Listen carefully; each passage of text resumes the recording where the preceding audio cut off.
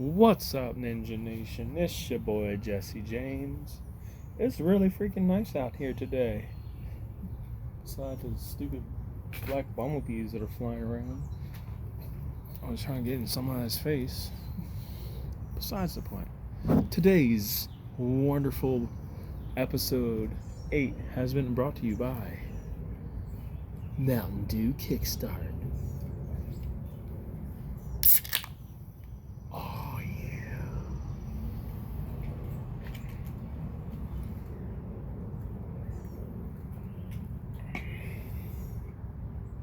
Power to the people. I don't know what their slogan is. Anyway, we left off on chapter 2, page 33. Alright, let me find my place. Oh, right. The mother of the baby. Gigantic in size, hung its head over the top of the Colosseum wall. The mother didn't move. She was very, very still. All focus was on Lucifer and her baby. Not blinking, not sure if her son was in real danger or if he was just scared. But her body taking up a football field, poised for a kill shot.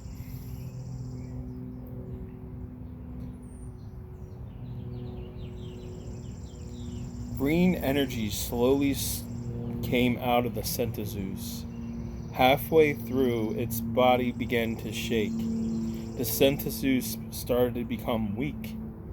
Its cry began to soften as well. The mother cocked its head as if it noticed the change in octaves. That was the only confirmation she needed. This creature wasn't trying to scare her son. Somehow, it was killing her son. She threw her head back. Who the hell does this creature think he is? She spun around. Everybody to the ground now! Just as the last kingdom attendant threw their body to the ground, a spiked tail plowed through the king's construction. What? Satan stopped sucking the Centazeus's soul. A giant tail was coming right at him. No time to move. No time to think. The tail hit him with the strength of Apollo. Derp!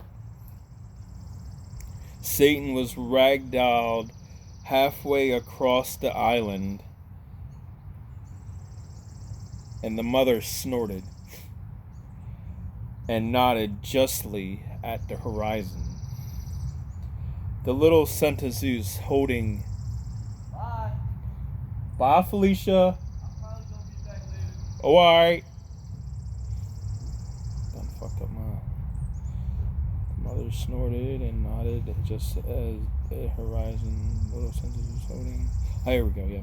The little Centazeus holding its knee, rocking back and forth, slowly repeating the same sentence. So dark, so cold, so dark, so cold. Apollo, I have lived here all my life, had grown to Beardian Brohims, and now raising a family, king or child. I have never seen a Centazeus in this shape. They are a fearsome breed of animal. What did Mr. Lee do to that poor thing? Come on, B, fuck off.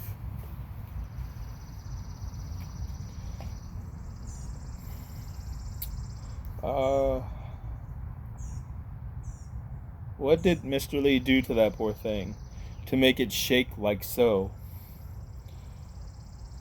Apollo could hear the concern in his Viking friend's voice. I am unsure, but I think he was sucking the soul out of it. What kind of god is he again? Chaotic evil? But what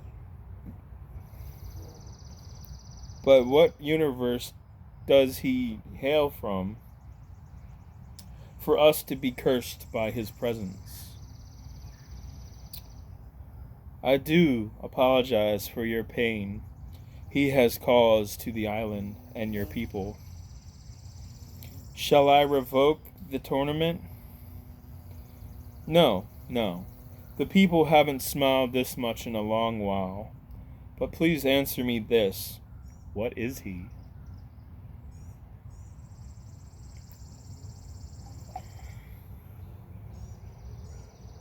Apollo laughed uncomfortably as he scratched his head. Yeah, I'm still trying to figure that out. I'm still trying to figure that one out myself. He looks human, but he most certainly is not. His pain threshold is definitely of divine origins, but he's no god. Unless the seals seriously have dampened his godly powers, he claims he is an angel of Yahweh. But I see no wings, so I don't know what to make of him. Apollo threw his hands in the air in defeat of the question. The king was offended and cared not of the bluntness in his voice. This is a version of Valhalla, a place of royalty and worthiness of nothing less than gods and children of gods. Apollo smiled and patted a comforting pat on the king's shoulder. Easy, friend. I don't think that's the case at all. I believe he was cast here by his father as a form of punishment. Page 34. Well, they can have him back. If he is able to kill the Centaur's mother, then I will give him my crown. They both looked down at the still rocking infant Centaurus. They looked out at the now open valley where part of the castle wall once stood. They watched as the adult Centaurus covered most of the sky as it slowly flew to Satan's direction. A couple miles out, on the other side of the island, a giant mound of rubble exploded as an eerie. No, excuse me. A giant mound of rubble exploded as a giant beam of dark matter jutted down from the sky and struck the rubble center. Suddenly, a very eerie-like hand came from the rubble.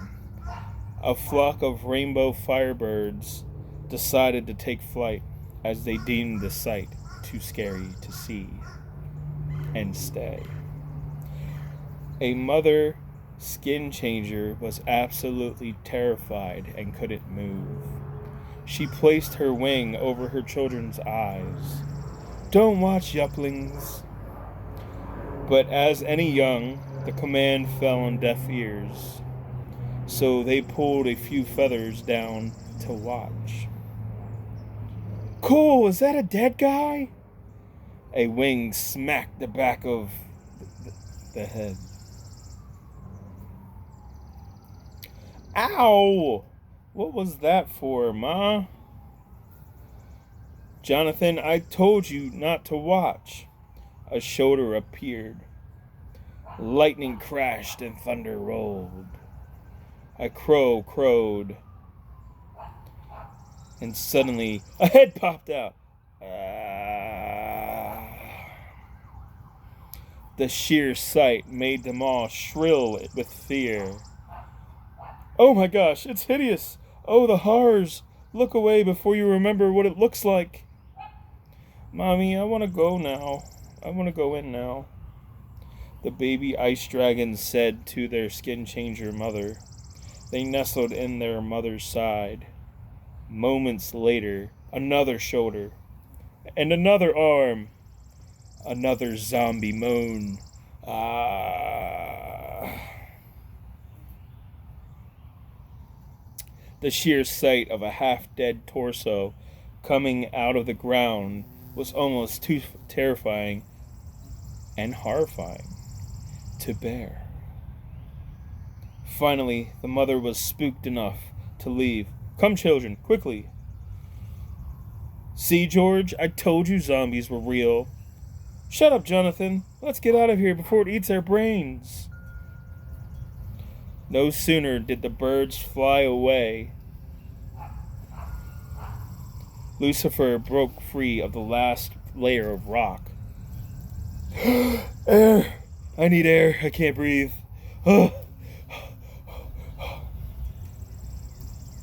Lucifer broke. No, Lucifer. Hold on. Lucifer broke free of the last layer of rock. Ah! Stupid bee. He pulled himself out of the hole. He pulled himself out of the hole and he laid on the top of the dirt and rock and breathed heavily. That big old whatever it was walloped him so hard it literally buried him alive. His human body was trying to regain its breathing rhythm, as well as he was in deep thought. Regardless of how much he tried to outthink, outbully, outstrength this stupid place, its residents, he failed horribly. He's never been mentally broken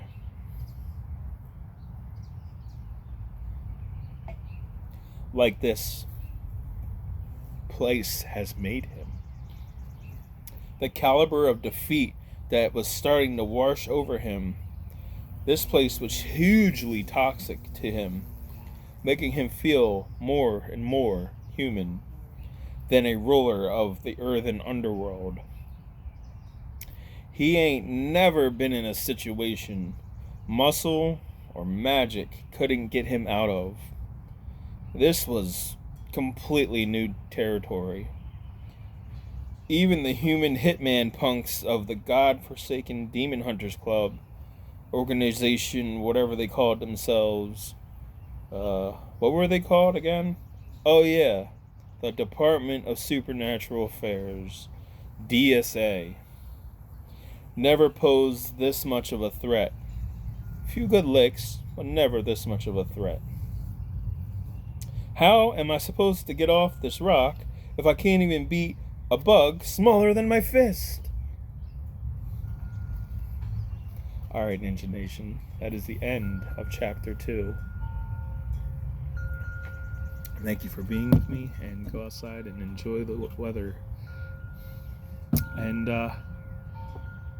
come back next time for Chapter 3, Isle of Brazilian Brojitsu, featuring Bryce Bracy.